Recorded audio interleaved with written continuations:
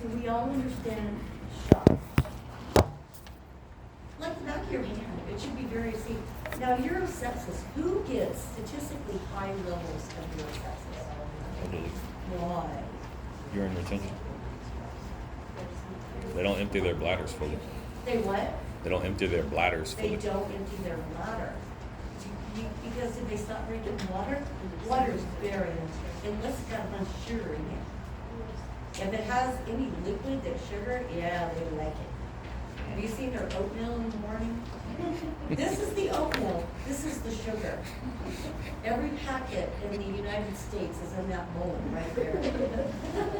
And then you'll look in their room and they stash it. Urosepsis. Have you ever received a patient from a nursing home with a Foley? What does their urine look like?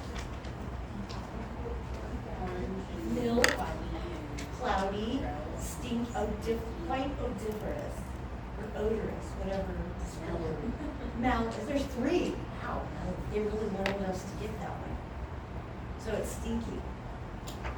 It's dark. Sometimes, yeah, it's orangey. Now, why aren't they uroseptic right now? Because their immune system there. Are they colonized for a long time? The evidence is milk coming out of their bladder. They're not sick yet, but why do they then go into urosepsis?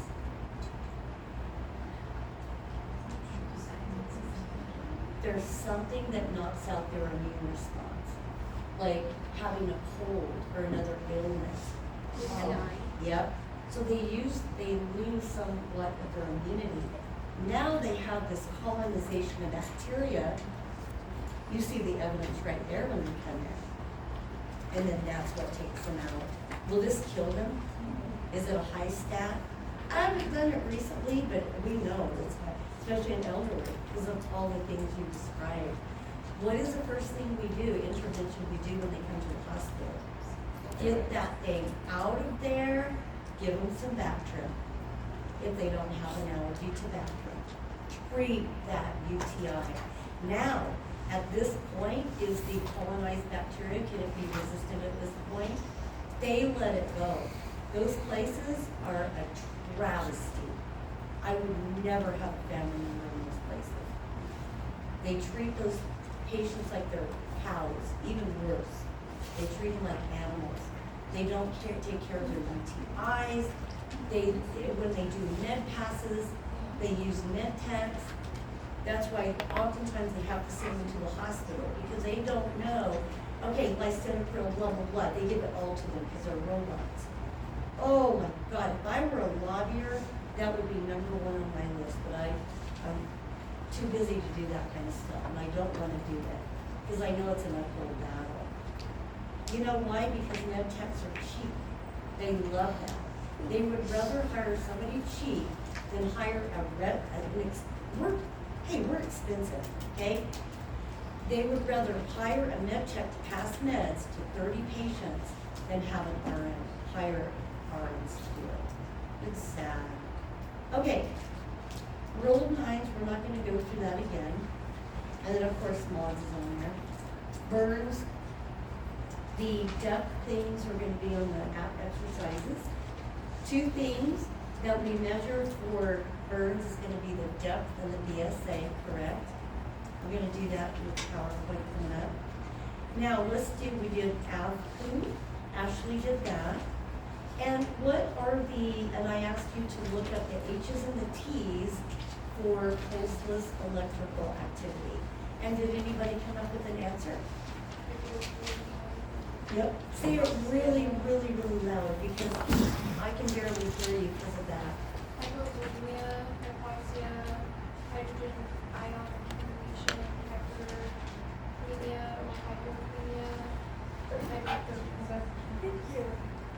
So that's the H's. Did you ask me? Yeah, no, that was good. Oh, okay. And now the T's. What are the T's? Toxins, tamponade, tension in the thorax, thrombosis. It has thrombosis, coronary and pulmonary. Yeah. Yeah, and that's out of ATI, right? And it's in a little block, they're so easy. So you're gonna have to select all that apply, and you have to know all those.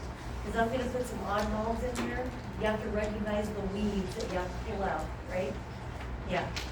So what is pulseless electrical activity?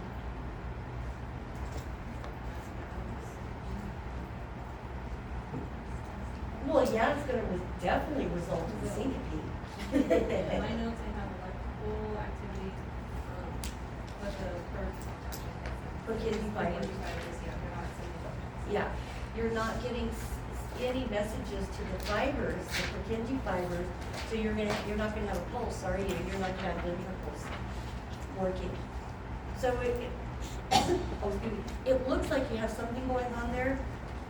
Electrically, you do, but you don't have it conveying to the Purkinje fiber part. Are they gonna die? Are you gonna try to shock them? You gonna try to get them out of PEA? Yeah. Does it work all the time? Nope. It's their time. Bye-bye. Whether they're a coach, yeah, I'm sorry. You know, and we do everything, we can coat them with epi. Usually we end up with epi. If the other things don't work, epi. Wake up the heart, get them going. And if that doesn't work, what else can you do? Is there anything else? Even an LVAD probably won't work. Because if you have problems with current going to the Purkinje fibers, it probably won't work there. An LVAD is assistive device for the left ventricle, electrical current, right? Making the left ventricle. Nope. So yeah, so definitely, this is an emergency department thing, and all this can be found in chapter 2. Liver trauma, what's the deal with that one? Yeah, bleeding, and kidneys too. So people who live very, very difficult lives, like drug dealers, they're always thinking about survival. Do they carry weapons with them all the time? Do they learn what the most lethal organs to go for are? Like the heart. And how about the liver? Yep, because they know that they could bleed out through the liver. How about the kidneys? They'll find those kidneys and they'll stab them because they know that they're very vascular. So for us, we have to watch for signs and symptoms of hypovolemic shock, right? Because sometimes do they bleed not from the outside? Yep.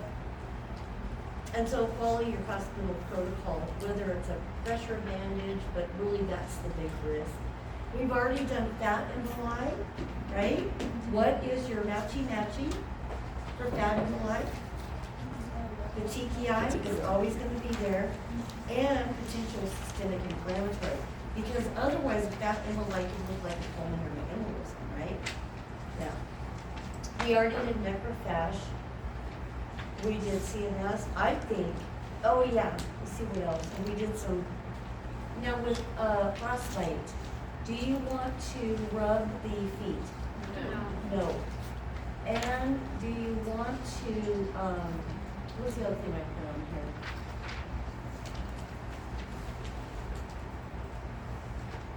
Oh yeah, and it's going to require a gradual rewarming of the extremities. You know what, I always wonder, how do people get themselves in these kind of situations? Do you ever wonder that? I was watching the show, I think it's called Chicago Med, and this guy jumped into the river to save a little boy. And I don't remember what they were trying to do, but they ended up just flushing, saline for him, but it was warm Saline, yeah, to rewarm him. Yeah, so whatever so that's a concept of rewarming, whatever your hospital will have you do, right? So it's the concept we need to know. For heat injuries, heat exhaustion will need fluid and salt replenishment. I put this on your study photos. Those are test answers. It's already there for you. Heat stroke is emergent. And are we going to be using A, B, C, D, E? And what does that mean? Airway, breathing, circulation, disability, and what's the E according to ATI? Huh? Exposure. Exposure, yep. Yeah, and what kind of exposure? Or we have to, so it could mean, what does HEI said, that we have to expose them? Do we have to cut their genes, is that what that means?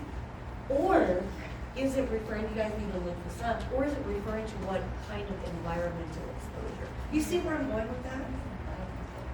What does HEI say? That's the question of the day. So you're gonna be using A, B, C, D, E. Are we gonna be doing oxygen according to what I typed out here for you, right? How about inserting large bore IVs in any emergent situation?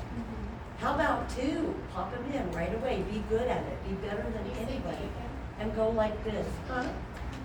This is Yeah. So pop in your lines. And what's large bore? 18 and above. 18 and above.